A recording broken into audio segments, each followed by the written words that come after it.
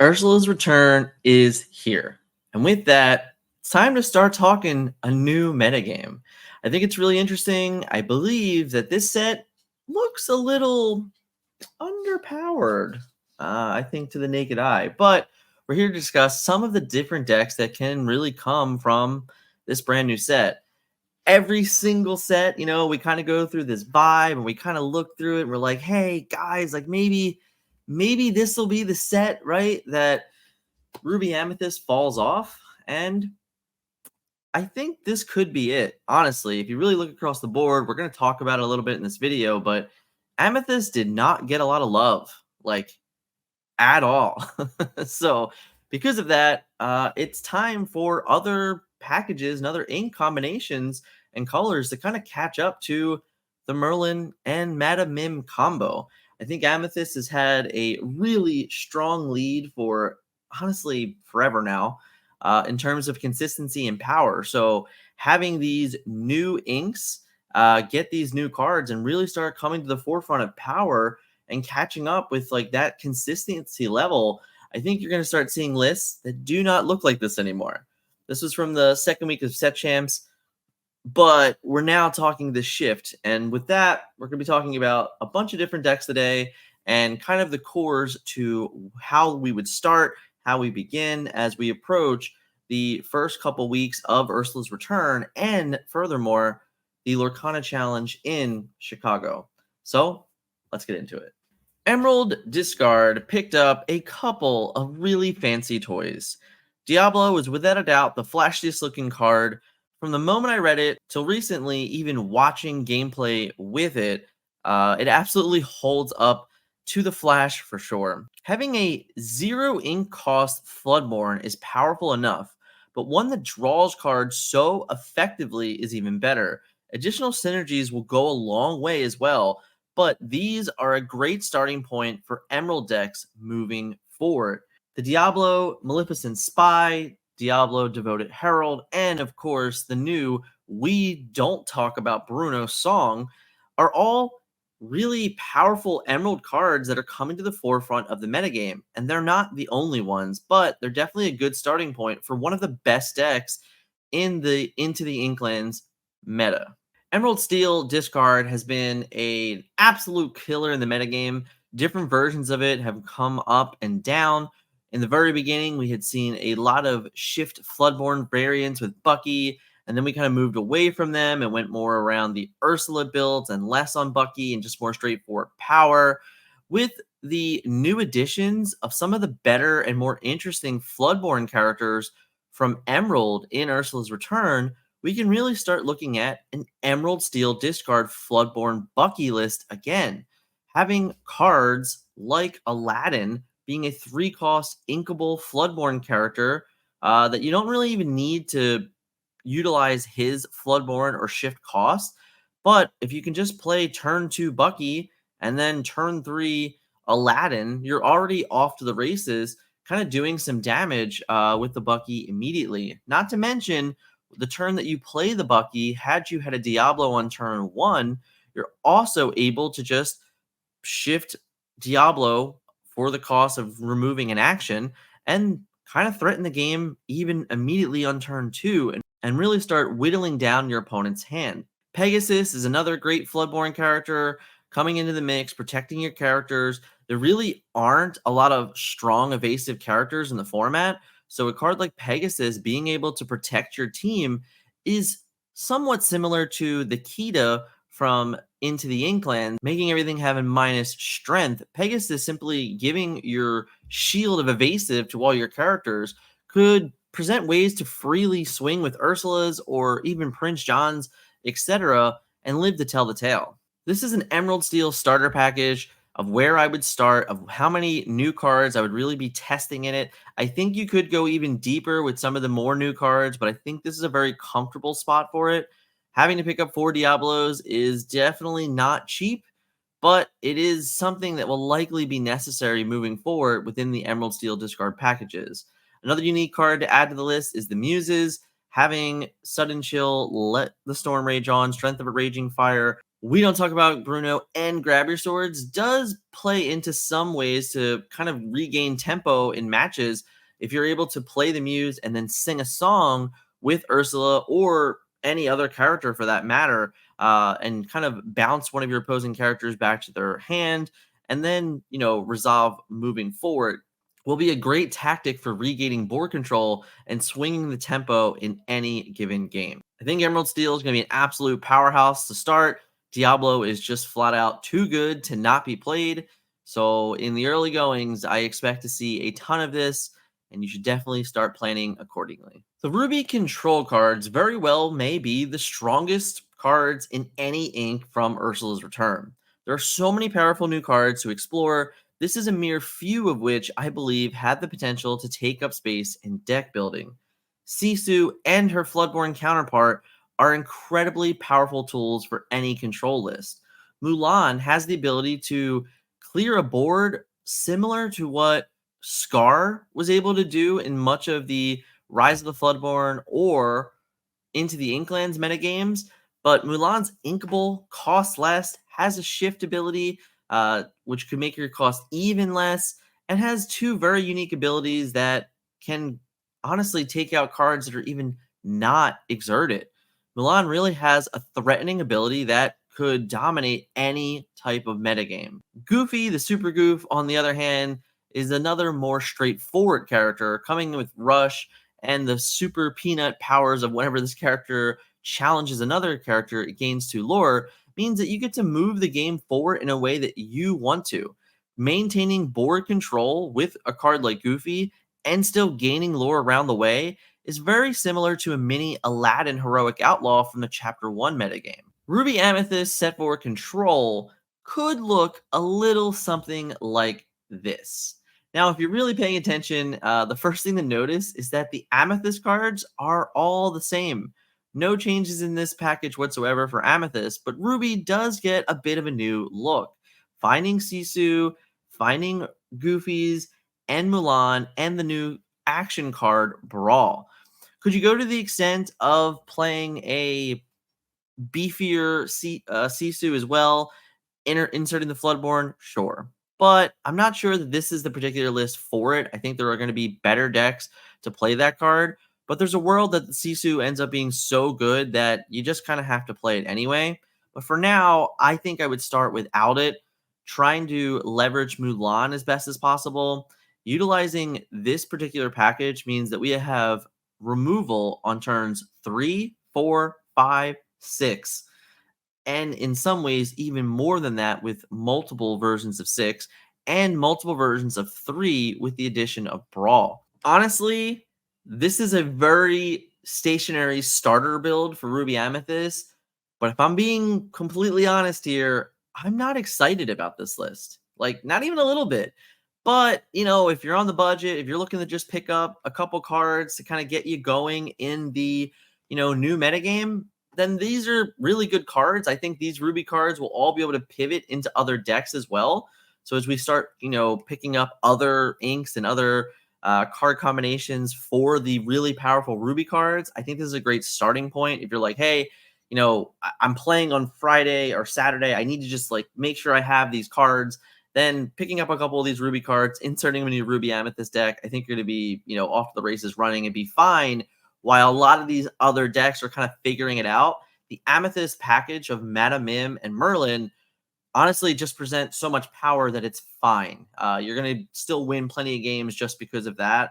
So easy way to kind of do that. Take your budget deck, a little bit more of a budget, but honestly not too much. Nothing here is over the top crazy. And some of the other cards you could be playing are actually more expensive than than these to start. So this is where I would start. But again, I don't think that this is going to be the most top end enchilada deck. This is probably way closer to like a tier 2 deck, if you ask me. Maybe I'm wrong, but I genuinely feel that this finally got caught up to, and there's just going to be better things to do. Now, decks with a lot of new potential flavor, of course, is the item decks in Sapphire. Scuttle adding a layer of consistency will go in a really long way in making the typical popsicle decks so much more powerful just due to consistency alone. Ice Block, however, is a potential treasure. I would say that this might be a card that almost no one really hyped up or talked about during the reveal season. But this effect, in combination with so many cards in the particular metagame, really might be a standout star. One cost, uninkable, the ability of chilly labor, exert this. Chosen character gets -1 strength this turn for a Sapphire item. It really doesn't look that enticing. But when you look at the card next to it, Sisu, empowered sibling with shift 6 and I got this. When you play this character, banish all opposing characters with 2 strength or less. Right there, you may be able to get some very powerful synergy amongst that. But if we also look at other Ruby removal cards, such as Madame Medusa or even the smaller 3-cost Isu in this set, you can start to realize that, hey, Ice Block might be something. It might be a nice, consistent little item in play that gets that much more benefit from all of my characters that are restricted for the removal on a specific strength cost. Let's take a look at one of the decks that could be a powerhouse to start. So the set 4 Ruby Sapphire items, I think this deck is going to end up being built a lot of different ways. I think there's different starting points for it. I think that you're going to see cards that have been mainstays in Disney Lorcana for 3 sets, maybe not even see play in set 4. But to start, if we're just looking for an easy pivot, I think that this is a really great starting point. Adding Scuttle, adding Sisu's, adding the Brawl is just a nice little subtle entryway into playing this. Again, if we don't want to go too far out of our way and we don't want to spend too much money early, then just picking up these 10 or 15 cards for the Ruby Sapphire is a nice way to just pivot. If you were already playing Ruby Sapphire to start, it's honestly even better because you can very easily pick up a couple of Sisu's, pick up the ice blocks, right? Like we need that card. And then, of course, pick up the brawls. But I can see a world where this list kind of starts, slimming more and more. You might not even see Be Prepared in this deck anymore. How far I'll go, one jump ahead, they might be cards of the past. So there just might be new, better replacements overall for this particular list. Again, a little bit of a starting point for us, but I really think that this particular in combination is gearing up, much like Emerald Steel, to be one of the best decks in Disney Lorcana moving forward. So it's definitely one that I would be watching out for. It's one that I'd be planning for. Versions of this, it might be 10 or 12 cards different in the end. By the time we get to Chicago, as an example, for the Lorcana Challenge, but it's definitely something that, hey, if you're first of all, if you're a Popsicles player, this deck is for you. Trust me, you're gonna love it. You're gonna love the increase in power. You're gonna love the increase in consistency. Really great things going on for you. If you're not familiar, then you need to start understanding, like, hey, Ice Block's a real card. Like that card's going to affect all of my characters. It's going to remove some of my stuff. That's going to be a pain in my ass. The little Sisu is really powerful at just removing and kind of stopping Emerald aggro early, but it also works in a lot of other aggro strategies. So it's definitely another card you're going to kind of work out for. Understanding your Olafs and Minis might not be as good anymore. Your Rafikis kind of all the same. They can easily be removed with that Sisu. And yeah, lots of combinations going here, lots of fun strength. And I kind of can't wait to see what this deck does moving forward because I do think, I really do, that this might be the newest big bad of the format. Time will tell. Amethyst upgrades? Amethyst honestly got a ton of duds. Easily the weakest ink at first glance, receiving very little in terms of upgrades for current decks. It's possible that Yen Sid breathes life into a new version of Brooms, and maybe it's good enough to kind of make an impact in the metagame, but everything else seems like it's not delivering. Isabella Madrigal had a real chance at being a particular powerhouse, but the unfortunate 3 strength and the gigantic uptick in ice blocks, in Medusas, in Sisus, it might make it really difficult for this card to actually do to actually play its role accurately. While it has a nice couple of abilities here, and it can really threaten the game by itself, there just might be way too much removal for it that is going to end up turning the card into a really big dud. Ursula the Sea Witch Queen, we're going to see a deck list that she's going to be included in moving forward, but I really don't think that this is the type of card we're going to see outside of Emerald or Amber decks. And I don't think this is just going to be included in Ruby Amethyst. I don't think it's going to be included in Amethyst Steel. I just don't think this card's going to end up being powerful enough. We might see some love for it in other decks, as I mentioned, but to start, how about we just take a look at it in Emerald? So the set 4 Amethyst Emerald Tempo deck here is gaining some tools. As you can see from before, we picked up, Diablos and Pegasus, similar to our other deck, but now the newest inclusion to this is the Ursula Sea Witch. Amethyst Emerald was a deck that held firm on being a tempo bounce deck. I think Ursula adds a layer here, but I'm just not certain it's really good enough, and I do believe that time will tell.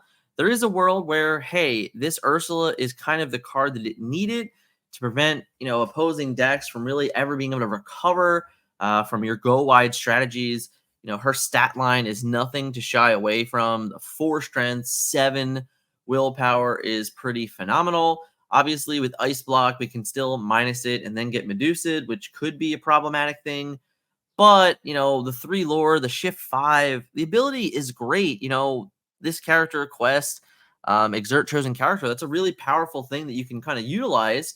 And I think that we'll see a little bit of that here and now. But, the other characters can exert to sing songs is also obviously a very powerful ability. However, it's going to become, hey, how often are songs still being sung to that extent to where I have to really block them? Is Amber Steel Song still a prolific deck in the metagame? Is this the reason why I can now flip the script on that? Is it good enough to have my Ursula Deceivers and Ursula Deceivers all to kind of shift onto a bit earlier? I think there's a lot of questions to be asked about the Sea Witch. I do think that she has a lot of good things going for her, being inkable, 4 strength, 7 willpower, 3 lore. Like, these are all really, really good stats to go along with. I'm just not certain that it's going to be the end all be all, and it's going to feel that, hey, we absolutely need this character in our decks. Seal changes. Seal, much like Amethyst, received minor upgrades, it seems. While Phil looks incredible, he's also being removed by just about anything below curve on average. So his durability may not make him worth the deck slot. Being a 4-cost inkable, 2 strength, 3 willpower is definitely below the curve of the average stat line for characters. The 2 lore is nice. His ability is really great. You got to stay focused. Your hero characters gain Challenger 1 is nice, but the shameless promoter is whenever you play a hero character, gain 1 lore.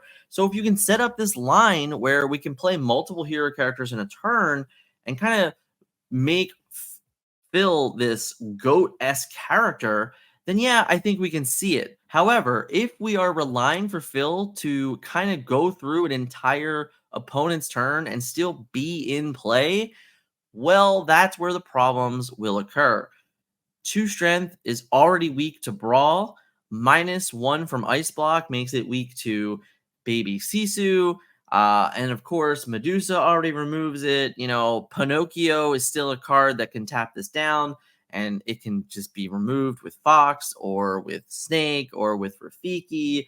So there is a lot of weak spots for this card. It's going to be tough to say if it's going to be good enough moving forward. Fortisphere is obviously insane, however. Then we have the Triton's Decree, which is each opponent chooses one of their characters and deals 2 damage to them. This is a nice way to get around Ward. If your opponent does miss their 1-cost characters, we can kind of see this as a way to answer Bucky's, which is nice. It also can answer Prince John's, on curve, if you're able to kind of like stave off some of the early damage from Flynn's and Curse Mole folks. So there's definitely some versatility here, but it's not as crazy as some of the other inks, I believe. I believe Steel Songs, much like Ruby Amethyst, may be in the need of a bit of a makeover. This is what I've seen many starting or close to this type of list in general, but in the end, we may need to restart from scratch here with some fresh eyes. We got a lot of cards, a lot of new stuff to try out. Julieta, Madrigal, Phil, Ariel. These are all cards that are really powerful. Even Ursula, adding the Singer 4, adding the bare necessities on a stick for the Ursula Vanessa. So, we picked up some really nice tools. However, it's hard to say if Lantern will be best, if flutes will still be around, if we have to go to Pride Lands. That's been a much of the discussion points of the Into the Inklands metagame. So it'll be curious to see how much of that continues moving forward. I do think that we're going to be in a grab your swords metagame, so having cards like Robin Hood early is important. You might even have to go to the extent of relying on some other type of shift, but Robin Hood and Ariel might be okay to start, might not be. Rapunzel and Julieta may never be as good as they are right now, and this is not even the best list for them. We're going to be talking about another list coming up soon that's even better, but they're definitely very powerful cards to have around in this particular list to start. Amber Steel might be the biggest high risk, high reward deck in Disney Lorcana for literally the entire existence of it. This might be kind of the same, but what I've always seen and said in the past, now granted, different metagame, different decks on top, a little bit more power, but Amber Steel has always kind of shown up and really been successful early on in metagames, really kind of being a menace to them, showcasing the high risk, high reward potential of this list. Whether that remains true, kind of a debate for now. But if you're looking to just kind of try out some of the new steel cards, no better place than right there.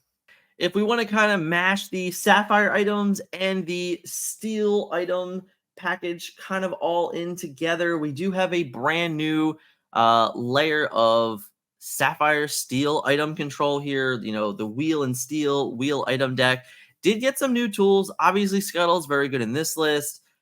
Ariel is a wonderful closer, having the ability of ward with 3 lore. And then, of course, if you have more items than your opponent, she gains 2 more lore. So that is like the prime time lucky dime target, which we should all know and love. The Treasure Untold is a new song that allows you to kind of get back your items, which could be a way to really close out games with our big friendly Tamatoa. Also, just being able to get back your Fishbone Quills, or when in doubt, getting back the Lucky Dime if you lose it early to a whole new world is a nice little touch for an inkable card. Most of the item recursion in the past has always been uninkable. So having this inkable version that you can sing, definitely a nice little addition. The particular thing that I want to say here from my list that I'm presenting here is really trying out the new Aurora. Aurora is a 4-cost inkable 3-strength, 3 willpower, 2 lore with shift 2, and she has 2 individual abilities. The first one is Preserver. Opponents can't choose your items for abilities or effects, which means you can't remove any of your items unless you remove the Aurora first, similar to our Chapter 1 version that gave ward to our characters. This basically is giving ward to our items. And then our second ability is Royal Inventory, which is exert one of your items to look at the top card of your deck and put it on either the top or the bottom of your deck. What this is doing is kind of acting as a miniature develop your brain in a way as we are going through looking for specific cards to kind of finish out the games. This means that your popsicles and your fortispheres kind of just can exert and find you and sift you through your deck a little bit better if we're really digging for that lucky dime, or we're digging for that Zeus, or we're digging for that a whole new world. This is going to put you one step closer before you start searching and playing your draw efficient cards. The other card here is the Triton Discerning King, which is the 3-cost uninkable 3/3 with 1 lore, but he has the ability of Consign to the Depths, which is exert this, banish one of your items to gain 3 lore.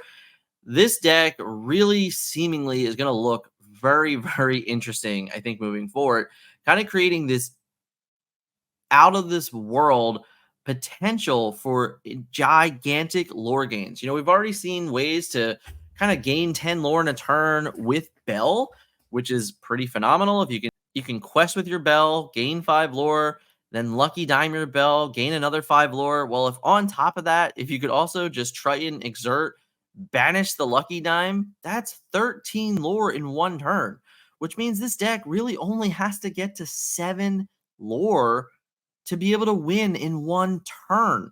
And it's not asking for much, and it's also just asking for a bunch of cards that you would probably be playing anyway. So I do think that the Aurora here might be a little cute. It might just be me trying to get a little extra out of it. If you don't like the Aurora lines, you can very easily remove them. You can play just about anything over them.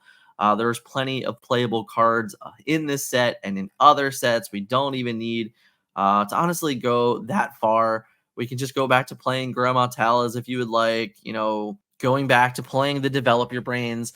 I just really wanted to test out a new card and kind of give it a shot for a character and a couple cards I don't think we've really heard too much about from many different players. Amber got some upgrades as well, right? Funny how I say that, but we're looking at a couple of Ruby cards. When I said that Rapunzel could never have been better, it's because of the two characters on screen here. Mulan, Imperial Soldier, Beast, Wounded are both characters that when they come into play, they come into play with damage.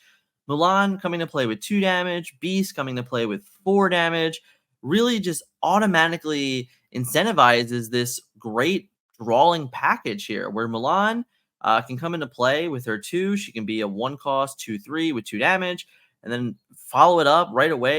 We could have the Julieta Madrigal signature recipe. When you play this, you can remove 2 damage from a chosen character, and when you move this way, you draw a card. So instant synergy there. The Beast plays right into Rapunzel. We still have Mother Gothel. We just have all this really consistent drawing power from the Amber Ruby synergies. The set 4 Amber Ruby deck has definitely got some new toys. Mulan, Mother Gothel, Beast, all being incredible synergy with Julieta Madrigal and Rapunzel, giving you the ability to draw so many cards and really always have card advantage over your opponent. Let's not forget that we have some Stitch Carefree Surfers here and well that can very easily draw you cards. It's just more and more damage. Some of the other more interesting new cards to look out for is Flynn Rider. This deck really has the ability to A, keep things in play, B, put big things in play, and C, remove problematic things also from play. So having cards like Sisu, like either of the Sisus, Madame Mims, Lady Tremaines, and of course Maui and Goofy and even Stitch Little Rocket here, having that so many different ways to kind of remove the board, and let's not forget the Floodborn Milan as well, means that you're likely to always have the highest strength card in play on average. And if you don't, your opponent probably has to make different types of lines of plays to kind of get over that. But when in doubt, you also have a Chernobog here. So you can definitely gain lore through so many different means and just really grind your opponent out with so many different powerful cards. Perdita having another way to bring back your Gothels, Milans, Stitches, and even Flynn Riders when necessary can also go a very long way. The new Donald Duck as a 3-cost bodyguard that when he comes in, you can actually give a character a lore. I think that's another card that has really not been talked about enough. I think it's a very powerful bodyguard. I think there are been for a very long time decks that would really wanted a 3-cost inkable bodyguard for Amber decks, and now we have one. And on top of that, he gives a character a lore when he comes into play, so he basically gets a lore immediately. Lots of really, really strong synergies with this list. Gaston is one of my favorite cards in Ursula's Return. I don't even think that this is going to be the best version of this deck for him, but I really believe that this card is going to be a standout moving forward in Lorcana. Yes, there are so many ways to answer him, but he is the type of card that if you don't answer him on turn 3, then he's already going to be doing so much to the game. And the limited ways of doing that so far are, of course, Brawl, which is great. If your opponent has to spend all of their turn 3 to just remove your Gaston, that's okay. We can kind of move on from that. The other combination is if they ice block him and then Sisu him, which is another, they have to have 2 cards. They're both uninkable.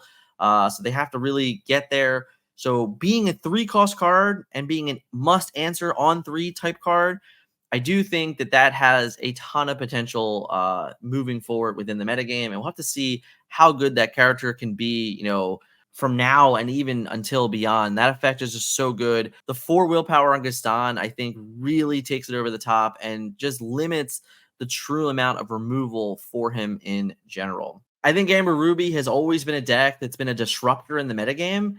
This very well might be the opportunity for it to kind of be less of a disruptor and more of just a powerhouse. I don't even think that this is the only way you can build this. I think that you could see Mufasa versions. You can see more committed Perdita versions. You could see song versions. There's so much synergy now within this set just because of the Mulans and Beasts really coming in and just creating more and more synergy for Julieta and for Rapunzel. I think you're going to see a very close similarity here to what Amethyst has been doing forever with the Madame Mims and Merlin packages.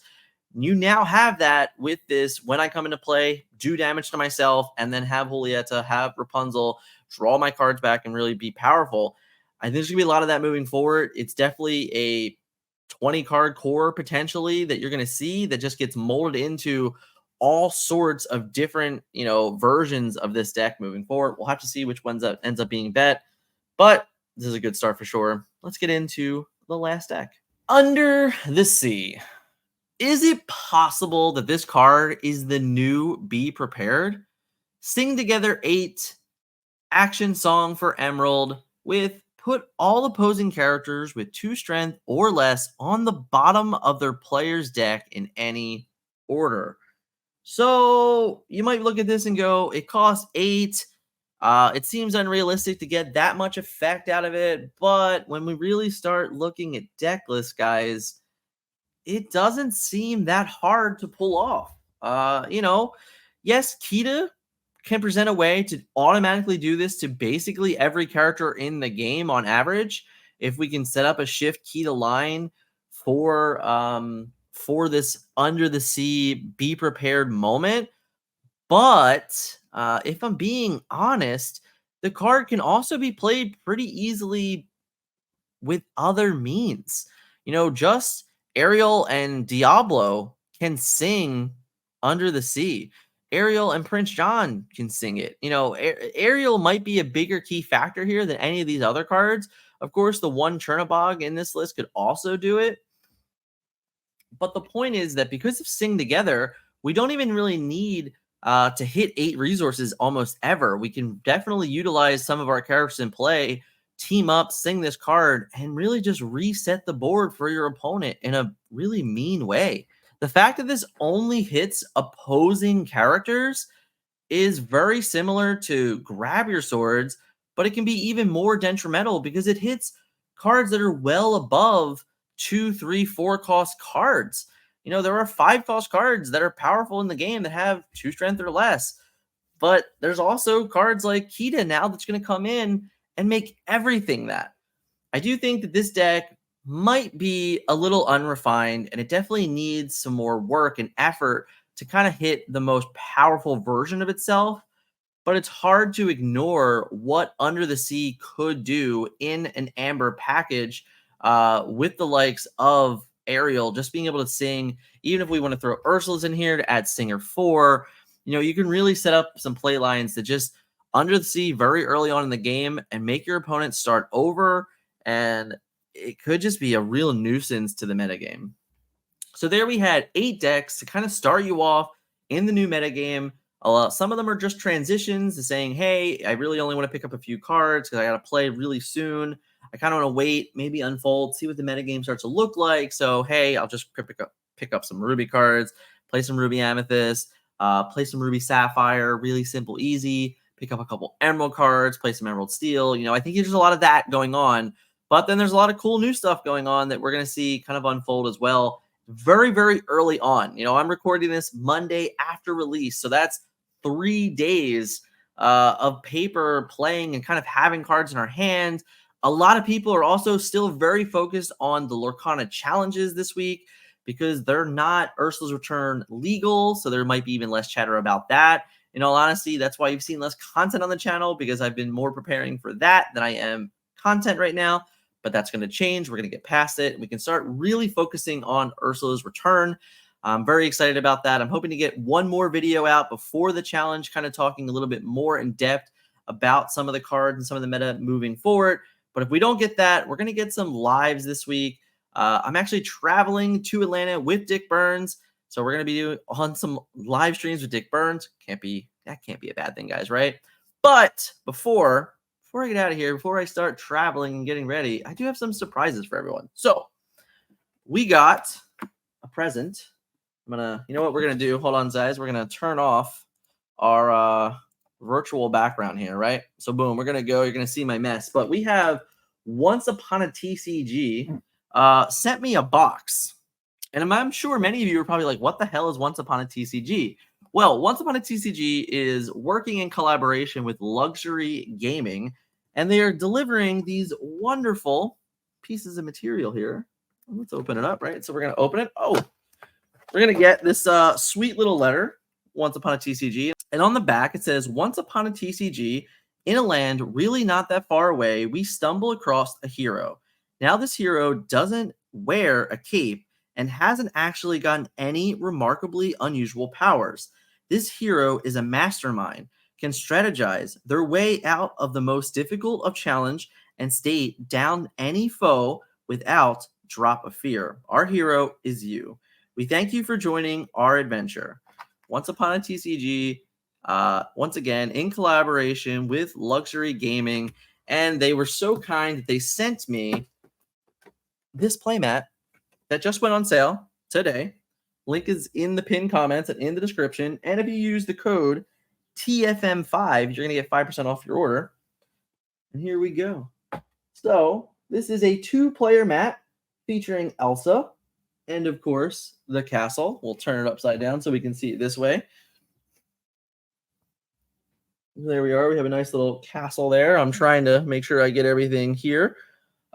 This is pretty great. This is really nice. The fabric is really nice, really flexible. It doesn't feel like it's too worrisome. You can fold these up. The fact that they're 2 players, the fact that they have the numbers, on top of your mat, if that's what you're into.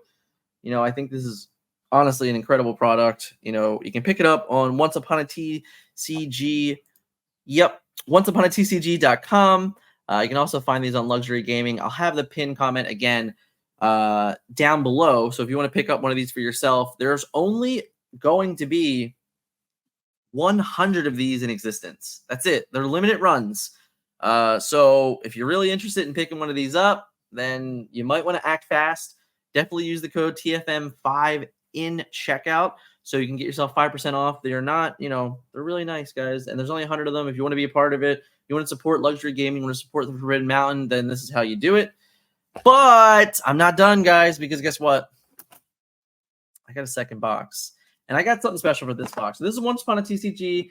I really want to make the Lorcana challenge a bit special. So check in on Friday. If you're there on Friday, I will have this with me. And the first person to come up to me and say, hey, Once Upon a TCG, I'm going to hand you this box. And you're going to get what's inside. Because guess what? I don't know what's inside this one, guys. It's a different letter. Could be something else. Only time will tell. I haven't opened it. I have no idea. So we're going to see it live together in Atlanta. So definitely, if you see me in Atlanta, first of all, even if you're not the first person to see me and I already give this away, please stop by, say hello. Scott and I are looking forward to seeing everybody. The team is excited to be there, but definitely give me a little fist bump, give me a hug. I don't care. I'm a hugger. It's cool, guys. We can do whatever. But if you are the first, come up. Once Upon a TCG, this will be yours. We'll get to check it out together and see what awesome playmat might be here. I don't think it's Elsa. I think it might be something else. So definitely come and say hello to me. Again, guys, Atlanta is this week. We're definitely going to be having a lot of fun. And the team is going very strong. Dick Burtz and I are leaving Tuesday to drive to meet George and Ursi and some others on Wednesday to start testing. Wednesday, Thursday, Friday before the challenge on Saturday. Really getting in that last-ditch effort. Just kidding, guys. But hope you guys enjoyed today's video. Thank you guys for hanging me out so much. Definitely check out Once Upon a TCG in the comment below. Use the code TFM5. We'll catch you guys in the next video. See ya.